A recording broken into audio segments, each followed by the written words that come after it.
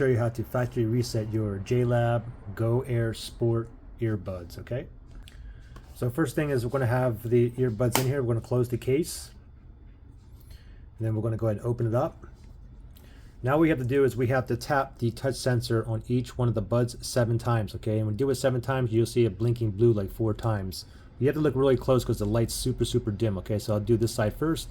1, 2, 3, 4, 5, 6, 7.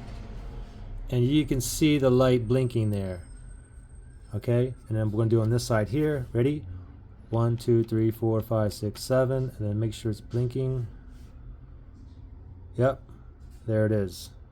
If it's not blinking, just do it again. 1, 2, 3, 4, 5, 6, 7.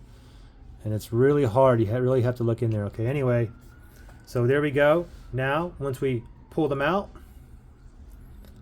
it should be factory reset. It's automatically go into pairing mode. You'll notice in pairing mode, when one of them is blinking blue, white, like this one here, blue, white.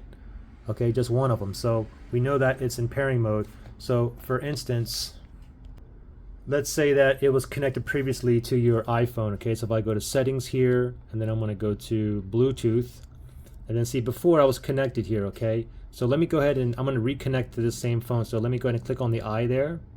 And I'm going to click on forget device. If you're on an Android phone, you want to click on unpair. Okay, so forget device. And now these are still in pairing mode. So it should pop up here, back on here. Okay, it's not popping up. Let me just turn it off, Bluetooth, and turn it back on. And it's still in pairing mode.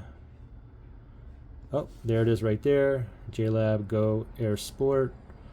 And now I can just reconnect back to my iPhone, okay?